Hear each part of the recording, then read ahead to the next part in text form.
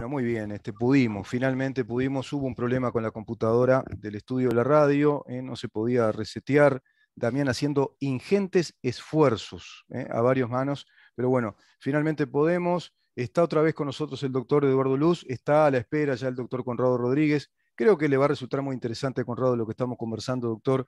Hay dos aspectos bien claros a discernir cuando uno habla de la ley de caducidad. Uno es el aspecto humano y también el histórico y político, ¿no? Por el cual esta ley, conjuntamente con aquella ley de amnistía, se dio y bueno, nuestro país resolvió ir por ese camino. El tema humano es un tema terrible. Uno acá no está defendiendo a torturadores ni nada que se le parezca, todo lo contrario. Pero también hay que atender a lo que son los principios del derecho y lo que es un Estado de Derecho y su principio de certeza jurídica, su estabilidad jurídica, que creo que eso es lo que se vulneró, ¿no? Por ese lado iba yo. Después de que el Estado renunció a una pretensión procesal, creo que fue proyecto de Martín Sturla, que se lo plantea incluso a Wilson Ferri Aldunate como una solución, algo así sería como una amnistía indirecta, no es correcto jurídicamente decirlo, pero era renunciar a lo procesal para que no se juzgaran casos vinculados a esos años 73-85, dado que se había amnistiado a un grupo de terroristas que también torturaron, mataron, ocuparon bueno, distintas oficinas públicas, cometieron realmente actos de terrorismo. Pero bueno, no sé su opinión respecto a ese tema, doctor.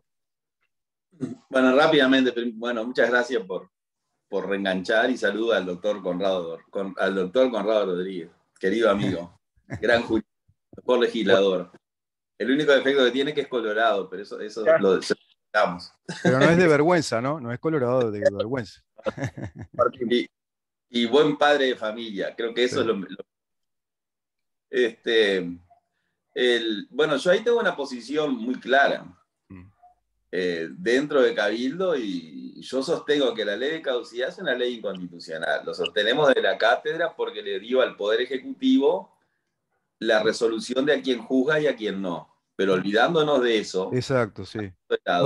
Sí. por el Estado de Derecho, que yo creo que está un poco endeble, pero de alguna forma tenemos un Estado plausible de derecho. Después no hay tiempo de explicarlo, tengo que escribir un ensayo sobre eso. Pero el tema es así, para mí el secreto de la ley de caducidad es algo que tú dijiste al pasar más temprano, pero sé que lo dijiste no porque no fuera importante, sino porque estábamos apremiados con el Zoom, el referéndum y el plebiscito. Sí, yo sostengo que no hay nada por encima de la Constitución, nada, ni siquiera los tratados internacionales. Es una posición que tengo y que la puedo fundamentar. Y el argumento de la ley para mí es muy claro. En el año 34, el presidente Terra da un golpe de Estado. ¿Y qué es lo que hace en el golpe de Estado? Hace una nueva constitución, que toda la constitución era inconstitucional, del primer artículo al último. Sin perjuicio de lo cual era una muy buena constitución, pero era inconstitucional porque la hizo por un procedimiento inexistente. ¿Qué es lo que hace Terra? La somete a plebiscito. Y el cuerpo electoral aprueba la constitución y ese vicio, en virtud del poder constituyente, que es el cuarto poder que tenemos y está por encima de los tres poderes clásicos, ese vicio es subsanado por el poder constituyente que todo lo puede, como decía el abate Sieyes en la Revolución Francesa. En el año 42, Valdomir da otro golpe de Estado. ¿Y qué es lo que hace? Una constitución nueva que era toda inconstitucional y la somete a plebiscito. Y el vicio de inconstitucionalidad lo arregla igual que Terra. Claro. En el año 80, los militares hacen lo mismo que Terra y Valdomir, no inventaron nada. Un proyecto constitucional y lo someten a plebiscito. Y el cuerpo electoral lo rechaza. Entonces la Constitución del 67, cuando ellos se van, recobra vigencia. ¿Qué es lo que hace el sistema político en el año 85? En el año 88, perdón. Vota la ley de caducidad, que es inconstitucional. Y eso nadie lo discute. Sí. La Corte en principio la declaró constitucional porque en el Uruguay existe lo que se llama la justicia de transición, que la Corte dicta sentencias simpatizando con el sistema de turno. Entonces, ese vicio que tenía la ley de caducidad lo saneó el cuerpo electoral. Exacto. Entonces, independientemente de lo tremendo y todo el poder constituyente saneó eso. Pero hay un caso muy interesante, que te digo, y termino. Doctor, pero además no solo eso, sino que además de que lo subsanó, que es el soberano, el cuarto poder, como usted dice, que está por encima del resto de los poderes, y da un iuris magna, ¿no? Es como si fuera una carta magna jurídica, es el soberano que decide. Además se aplicó, fue derecho vigente, positivo durante Claro, 25 años. ¿Y qué quiere decir? Que en los hechos incluso el Estado renunció a esa pretensión procesal. claro. ¿Cómo se Pero, entiende que después una ley bueno, diga... pero te doy otro caso, Mm, te doy otro dato mucho más interesante. mm, En la ciencia del derecho constitucional, en la ciencia, que viene a ser el menú del restaurante, se sostiene que cuando, para consultar al cuerpo electoral por un tema, cuando ya se lo consultó por ese tema, hay que esperar una generación. Digamos que es un ideal de la ciencia del derecho constitucional. Y no había ni un ejemplo en el planeta. La ciencia no encontraba un ejemplo de que se le consultara el cuerpo electoral sobre un mismo tema una generación más adelante. ujú. ¿Quién rompe el molde? Uruguay. En el año 2010 se le pregunta a otra generación qué hacemos con la ley de caducidad. Es increíble Es esto. increíble. Y el partido político que promueve la consulta gana las elecciones Exacto. y pierde la consulta. Quiere decir que el propio cuerpo electoral que lo vota él no lo acompaña en un porcentaje en la consulta. Entonces, es una ley que está ratificada por referéndum y plebiscito. No hay ni un ejemplo en el planeta, Mm. solo este. Entonces, para mí eso, yo que sostengo que no hay nada por encima de la Constitución y que en los estados de derecho hay cuatro poderes, el legislativo que está primero en la Constitución por el orden, el ejecutivo y el judicial, y el cuarto es el constituyente que está por encima, que lo decía Jiménez de derecha, no lo digo Sí, yo. sí, claro, claro. Eh, los vicios que pueda tener el sistema quedaron saneados por ese tema jurídico. Mm, ¿A mí me gusta eso? A mí no me gusta. ah, ¿Yo estoy de acuerdo con esa solución? Yo no estoy de acuerdo. Pero el sistema me dice que tengo que aceptar esa solución, si no es imposible la convivencia. por supuesto, Bueno, porque, eso es lo exacto, que... porque el bien tutelado en este caso es el orden jurídico del Estado. Nos guste o no nos guste, si no sería una situación de desorden, ¿no? De orden jurídico. No Una, tendríamos certeza jurídica, sería una anarquía, que fue claro, lo que para mí ocurrió, porque después, pregunta final, y así le damos paso a Conrado, es, me lo decía ayer un amigo, dice, preguntale al doctor, sí, es la pregunta clave, ¿no? La pregunta del millón. Para derogar esta ley, la ley interpretativa que derogó la ley de caducidad, ¿requería mayorías absolutas o mayorías especiales? mayorías absolutas. Mayorías absolutas. Sí. Es decir, que algún integrante de la oposición de aquel entonces también dio su firma para que esta ley fuera derogada. Claro, es decir, con la mayoría, con más de la mitad Porque del no Parlamento tenían mayoría absoluta. O sea, el gobierno de Mujica en esa época no tenía las mayorías absolutas. tenía mayoría, sí, creo. ¿Sí? Sí, tenía, sí. ¿Le daban las No, mayorías? sí, pero hay otra solución más sencilla. Mm. Hoy nosotros podemos derogar esa ley si queremos. Y hoy yo creo que la solución, se me ocurre a mí, se me ocurre, que es una ley de amnistía de punto final. Es simple. Y se termina el problema. El, Y bueno. todas esas leyes que fueron aprobadas Mm. en la época de Mujica y Vázquez se pueden derogar. Sí, claro, claro. A mí me dicen la pensión que cobran los familiares de los ex Tupamaro. Y yo Mm. digo, me dicen, ¿se pueden derogar? Yo digo, mira, las que fueron creadas por ley hace 30 años atrás, esas no. Pero la ampliación que hizo el presidente Vázquez por decreto, Ujú. se puede derogar. Basta que el presidente de la República dicte un decreto revocatorio del anterior, que lo dicta solo él con la firma de él y del ministro de Claro, Economía, y ya se terminó eso. claro, claro, Hay voluntad política, que es claro. legítimo, Sí, está sí, perfecto, no estoy criticando. El sistema no quiere cambiar eso, quiere que claro. eso continúe. Bueno, la gente votó al presidente de la calle, Bien. votó al Partido Colorado, votó a Cabildo Abierto, y bueno, para lograr ese resultado, bueno, y los demás partidos, para lograr ese resultado se necesitan 51 legisladores. No hay Bien. 50 legisladores, quiere decir que el sistema no quiere eso, y Mm. como somos respetuosos del Estado de Derecho, aceptamos que no lo quieran. Bueno, si no quieren, no quieren, ¿qué le vamos a hacer? La gente votó a otros Bien. partidos. Doctor, muchísimas gracias. Da para mucho. Este tema da para seguir, seguir. Y tenemos que volver al tema de las relaciones laborales libres, Sí, cómo claro. se tendría que hacer. Sí, lo invito para la próxima, si le parece. Nos vemos Y luego. nos Saludos, vemos. Conrado. A ti y a la audiencia. Muchísimas Abrazo. gracias, doctor. El doctor Eduardo Luz con nosotros conversando temas muy importantes, ¿no? Institucionalmente importantes para el país. Está Conrado. Conrado, ¿cómo estás? Bienvenido. Va a ser ¿Cómo? cortito y se nos complicó totalmente el tema técnico. Así le No damos pasa- paso a la nota de Mercedes Vigil y luego va a estar el doctor no pasa- Subía.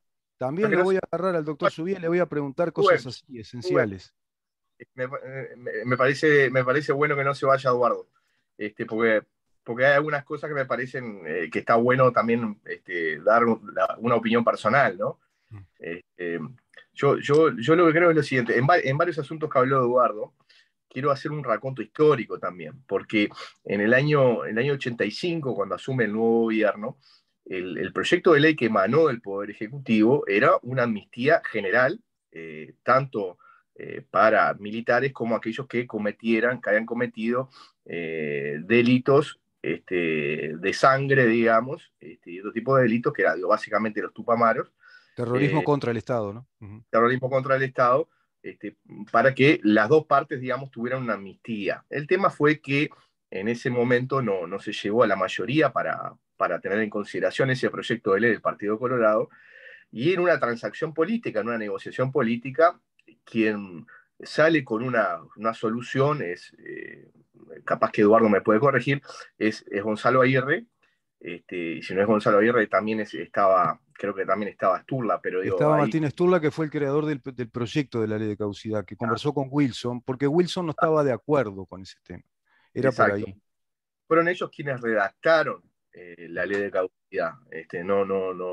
No fue el Partido Colorado, pero obviamente en esa situación, para tener una salida, se adoptó ese texto.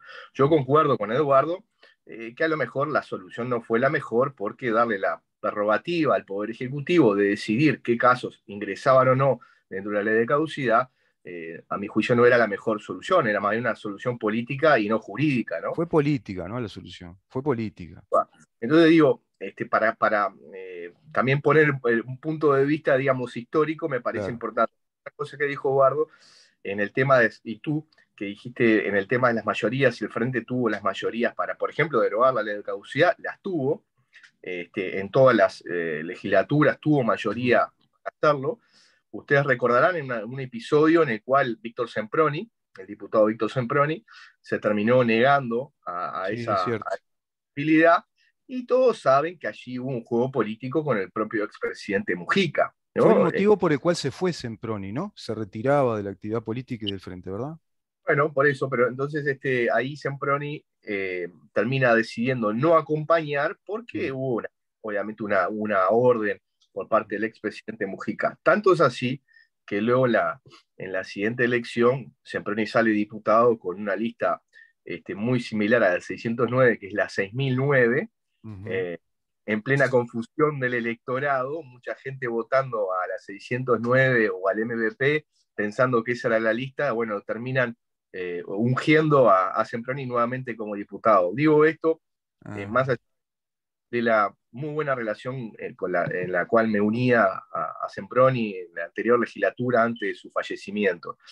Pero me parecía importante decir por lo menos estos hechos históricos.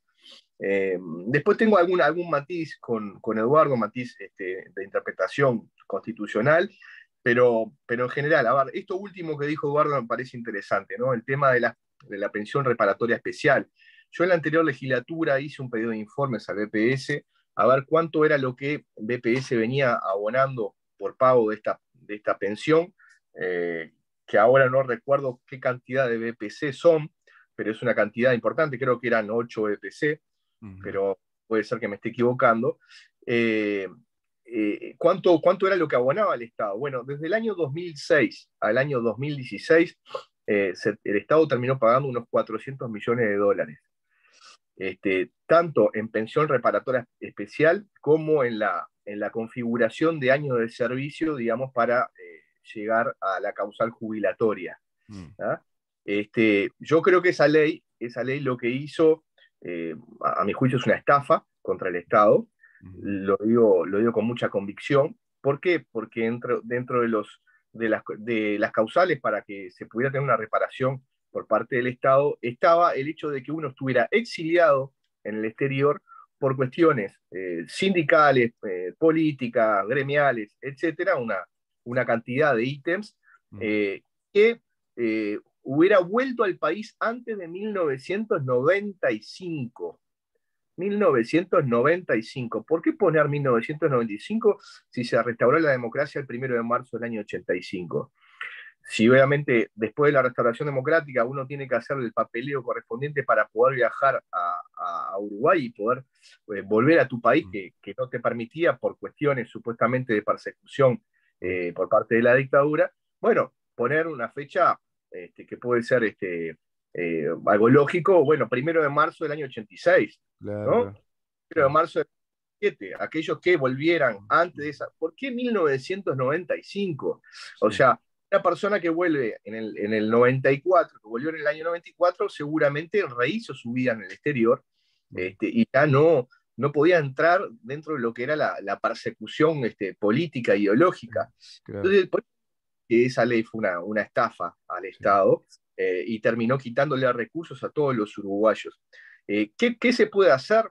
Bueno, ahí hay también toda una discusión jurídica. ¿Qué recurso le saca ahí al BPS que hoy se habla de una reforma porque carece de recursos? Estamos hablando de 400 millones. Y otro tema que quiero tocar con ustedes es lo que dijo el doctor Luz respecto a que por decreto se establece la sucesoriedad. Es decir, hay un derecho sucesorio de esas pensiones. Bueno, yo quería hacer una aclaración con respecto a eso. El tema que el decreto que hizo el expresidente Vázquez en febrero del 2020, a muy pocos días de retirarse de la presidencia, en realidad lo que hace es interpretar una norma que está en la ley de reparación del año 2006. Ahí, en ese caso, no innova, no crea un derecho, sino que el que crea el derecho es la ley. Esa ley. Lo que sí es discutible, a mi juicio, y lo que sí se debería de modificar, es el quantum de la prestación por parte de los pensionistas por sobrevivencia. O sea, una persona que cobra esa pensión porque entra dentro de las causales de la ley, cuando fallece, si tiene un hijo menor de edad o hasta determinada edad, porque a veces BPS da pensiones. Pero ¿te parece que una pensión, sea una pensión vitalicia, una pensión reparatoria, es un bien heredable? No, pero voy a esto. El tema es que es la ley del año del 2006 el que creó. Sí, bueno, esa ley está en cuestión. Sí. Lo que hizo el decreto de Vázquez fue llevarla al 100% de lo que cobraba la persona. Claro. Y eso no se puede permitir. Porque claramente el régimen general de pensiones en el Uruguay no cobran el 100%. Podrán cobrarlo en alguna. Pero, Conrado, cualquier hijo de vecino, mi padre, si hubiera tenido una pensión por algo, o su jubilación, nosotros no recibimos ninguna herencia de eso. Trabajó toda su vida y no recibimos. Ahora, ¿por qué una persona, por el motivo que sea, puede tener una situación muy desgraciada, pero por ser el hijo de, también recibe una pensión? ¿Por qué? ¿Por qué el Estado? Entonces, acá que hay hijos cientenados, el principio de igualdad ante la ley no se está cumpliendo acá. Yo concuerdo. O sea, hay una enorme inequidad con respecto al resto de los uruguayos. El Frente avanzó en esto y en otras cosas que también son adefesios jurídicas que terminó aprobando. Y yo creo que particularmente por vía de decreto perfectamente se puede llevar en cuestión a lo que es el general. Ahora, en cuanto a la derogación de la ley, si se va hacia una derogación de la ley, yo con mi voto cuentan. Claro. El tema son los efectos jurídicos. Si ya con los derechos adquiridos, si la justicia entiende que hay derechos adquiridos, bueno, ahí tenemos un problema. Por eso yo creo que es un tema para analizar profundamente, para ver qué salida jurídica tenemos, pero personalmente concuerdo, o sea, acuerdo con lo que dijo Eduardo. A ver, ¿qué opina el doctor respecto a esto que dice Conrado, doctor? Porque Conrado apela a un punto acá clave, derechos adquiridos. Qué delicado es legislar mal. Porque una vez que una ley entra en vigencia, bueno, pasan a tener derecho determinadas personas. Es lo mismo respecto a la ley de la renuncia a la pretensión procesal del Estado. Será una defecio inconstitucional, se aplicó, fue ratificada 2 veces por referéndum y plebiscito, y luego una ley la deroga. Mamarracho, ¿no? Porque hay derechos adquiridos, hay situaciones jurídicas que ya se plantearon. En este caso lo mismo. ¿Qué pasaría ahí? ¿Qué pasa cuando ya una ley se aplicó tanto tiempo? A mí me parece que que aquí hay que hacer la diferencia entre la ley y el decreto. Mm. Es decir, la ley, una vez que la ley se aprueba, la ley puede generar derechos que son Adquiridos. derechos. Ahora, un decreto interpreta, es decir, un decreto que interprete la ley, jurídicamente es una norma, es un acto administrativo. Exacto. Vamos a decir, que Conrado me entiende y creo que la audiencia también. Y un acto administrativo se revoca por ilegítimo o por inconveniente. Es decir, la cosa juzgada administrativa no existe. No existe, claro. Adquirido en virtud de actos administrativos que interpretan una norma jurídica que es una ley, perfectamente se puede revocar.